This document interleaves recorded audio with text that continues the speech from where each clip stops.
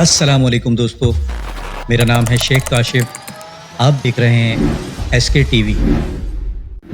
دوستو، جب امام مہدی علیہ السلام کے ظہور کا وقت قریب آئے گا تو اس وقت سعودی عرب کے کیا حالات ہوں گے، جبکہ احادیث نبی صلی اللہ علیہ وسلم میں درج ہے کہ عربوں کے لیے ہلاکت ہے، اور یہ بھی درج ہے کہ اگر ایک شخص کے 100 بیٹے ہوں گے تو اس میں سے 99 قتل کر دیے جائیں گے۔ اور دوستو، عربوں کی ہلاکت کیوں ہوگی؟ آج دیکھیے کہ قرآن کریم ان کی مادری یعنی عربی زبان میں اللہ سبحانہ و تعالیٰ نے نازل فرمایا، اور انہوں نے اللہ سبحانہ و تعالیٰ کے احکامات اور کلام الہی کو پسے پشت ڈال کر آج عرب میں تمام وہ کام کر رہے ہیں جو اللہ سبحانہ و تعالیٰ کے حکم کے خلاف ہیں، اور غالباً اسی لیے فرمایا گیا کہ عربوں کے لیے ہلاکت ہے۔ میں عالم عرب کے بارے میں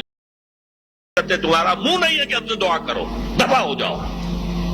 کیونکہ اللہ سبحانہ و تعالیٰ نے قرآن مجید میں اہل کتاب کو مخاطب کر کے ارشاد فرمایا، اے نبی صلی اللہ علیہ وآلہ وسلم، کہہ دیجئے ان اہل کتاب سے، تمہاری کوئی حیثیت ہماری نگاہ میں نہیں ہے جب تک کہ تم تورات اور انجیل کو قائم نہیں کر دیتے۔ اور یہی بات اسی طرح مسلمانوں پر بھی لاگو ہوتی ہے، اور اللہ سبحانہ و تعالی اہل اسلام یعنی مسلمانوں سے ارشاد فرماتا ہے کہ جب تک قرآن کا قانون نافذ نہیں کرتے تمہارا منہ نہیں ہے کہ ہم سے دعا کرو۔ اللہ اکبر کبیرہ۔ اور آج دیکھیے کہ ہم مسلمانوں نے قرآن کریم کو چھوڑ دیا ہے، اور قرآن کریم تو اہل عرب یعنی عربی زبان میں نافذ ہوا، اسی لیے سب سے زیادہ ذمہ داری عرب ہی کی تھی کہ وہ قرآن کریم کے نظام کو نافذ کریں۔ مگر آج دیکھیے کہ عرب کے حکمران ہر وہ غلیظ کام کر رہے ہیں جو دین اسلام میں حرام کیے گئے ہیں، اور آج اسلام پوری دنیا میں پارا پارا ہو رہا ہے، اور مسلمان ذلیل و خوار ہو رہے ہیں، اور عرب ہیں کہ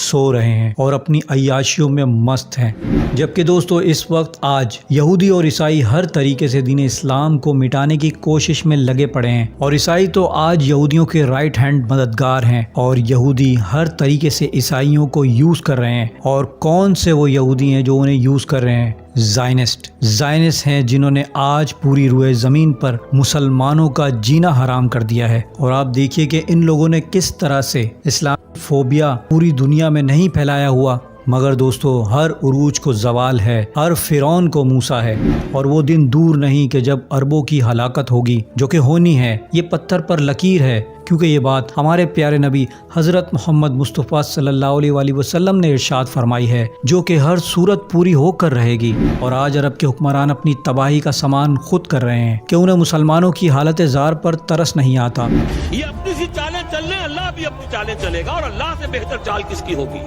دنیا کو ہے پھر مار کا روح و بدن پیش، تہذیب نے پھر اپنے درندوں کو ابھارا، اللہ کو بامردی مومن پہ بھروسہ، ابلیس کو یورپ کی مشینوں کا سہارا۔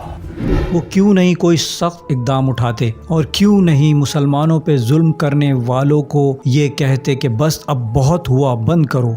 مگر جیسا کہ میں نے آپ کو بتایا کہ عرب کی تباہی ہونی ہے، جو کہ پتھر پر لکیر ہے۔ غزہ میں جو کچھ ہو رہا ہے یہ گریٹر اسرائیل کے لیے کیا جا رہا ہے، اور گریٹر اسرائیل میں سعودیہ عرب بھی آتا ہے، اور اس کے علاوہ وہ دیگر ممالک بھی یعنی عراق، شام، ترکی، لبنان اور مصر بھی اس میں شامل ہے۔ عراق اور شام تو انہوں نے تباہ کر دیا ہے، اور غزہ کے بعد اب لبنان سے بھی ان کی جنگ شروع ہو چکی ہے۔ 4 ممالک ترکی، اردن، مصر اور سعودی عرب۔ ویسے تو اندر سے یہ لوگ یہود و نصارہ کے ہی ساتھی ہیں، اور عرب قرآن کریم کی یہ بات کیسے بھول سکتے ہیں؟ قرآن کریم میں اللہ سبحانہ و تعالیٰ نے مسلمانوں پہ یہ واضح کر دیا ہے کہ یہود و نصارہ کو اپنا دوست نہ بناؤ، یہ تمہارے دوست ہو ہی نہیں سکتے، یہ صرف آپس میں ایک دوسرے کے دوست ہیں۔ کیا دوستوں انہیں یہ معلوم نہیں کہ اللہ سبحانہ و تعالیٰ نے یہود و نصارہ سے دوستی کرنے کے بارے میں کیا ارشاد فرمایا؟ مگر پھر بھی ان کے کانوں پر پردے پڑے ہوئے ہیں۔ اور دوستوں وہ وقت دور نہیں کہ جب یہود و نصارہ اپنے مقاصد کے لیے ان قریب ان کی پیٹھ میں چھرا گھونپیں گے، اور یہ کب ہوگا؟ جب عرب کے بادشاہ کا انتقال ہوگا۔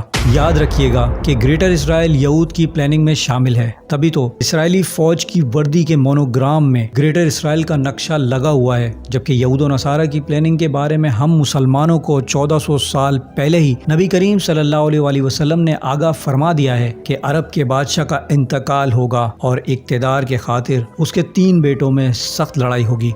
حضرت سلمہ رضی اللہ تعالی عنہا سے روایت ہے کہ نبی کریم صلی اللہ علیہ وآلہ وسلم نے ارشاد فرمایا کہ عرب کے ایک خلیفہ کی موت پر اختلاف واقع ہو جائے گا، خانہ جنگی ہو جائے گی، پھر مدینے کے لوگوں میں سے ایک شخص نکلے گا اور وہ بھاگ کر مکے میں جا کر پناہ لے لے گا، اور پھر اس کے پاس لوگ آئیں گے یعنی اہل مکہ اور کہیں گے کہ آپ خلافت سنبھالیں، جبکہ وہ اسے بالکل پسند نہیں کر رہے ہوں گے کہ ان کے ہاتھ پر بیعت کی جائے، اور نہ وہ یہ چاہیں گے کہ وہ میدان میں آئیں اور لوگ انہیں اپنا خلیفہ بنائیں، یعنی حضرت امام مہدی علیہ السلام اس وقت انہیں منع فرما دیں گے، لیکن لوگ اصرار کے ساتھ ان کے ہاتھ پر بیعت کریں گے، اور رکن اور مقام کے درمیان یعنی حجر اسود اور مقام ابراہیم کے درمیان لوگ آپ علیہ السلام کے ہاتھ پر بیعت کریں گے۔ اس کے بعد شام سے ان کے خلاف ایک لشکر بھیجا جائے گا، لیکن اللہ سبحانہ و تعالیٰ اس لشکر کو زمین میں غرق کر ڈالے گا، مکہ اور مدینہ کے درمیان وادی بیدا میں۔ جب لوگ یہ دیکھیں گے کہ اتنی بڑی نشانی ظاہر ہو گئی تو شام اور عراق کے ابدال نکل کر آئیں گے اور حضرت امام مہدی علیہ السلام کے ہاتھ پر بیعت کریں گے، پھر حضرت امام مہدی علیہ السلام خلافت سنبھال لیں گے اور حکومت کریں گے اپنے نبی صلی اللہ علیہ وآلہ وسلم کی سنت کے مطابق، اور پوری روئے زمین پر اسلام پھیل جائے گا اور وہ 7 برس تک حکمرانی کریں گے۔ دوستو یاد رکھیے گا کہ عرب میں اب بھی اہل ایمان جو آج بھی دین کو سمجھتے ہیں، قرآن و سنت کے مطابق اس پر اپنی زندگی گزار رہے ہیں، وہ سعودی بادشاہ بالخصوص آج کے موجودہ بادشاہوں کو ناپسند کرتے ہیں، نہ ہی ان کی پالیسیز کو اچھا سمجھتے ہیں، اور سعودی خاندان کی یہ آخری نسل ہے جو حکومت کر رہی ہے، اور قیامت کی نشانی اب پوری ہونے کو ہی ہے، کیونکہ سعودی بادشاہ شاہ سلمان کی طبیعت اب زیادہ ٹھیک نہیں، اور اگر بادشاہ کا انتقال ہو گیا تو قرب قیامت اور امام مہدی علیہ السلام کے ظہور کی یہ نشانی پوری ہو جائے گی، اور حالات و واقعات سے اب یوں لگتا ہے کہ ظہور امام مہدی علیہ السلام کا وقت اب زیادہ دور نہیں۔ اللہ سبحانہ و تعالیٰ سے دعا ہے کہ تمام روئے زمین کے مسلمانوں کی کفار سے حفاظت فرمائے، اور بالخصوص فلسطین کے مسلمانوں کی غیب سے مدد فرمائے، آمین۔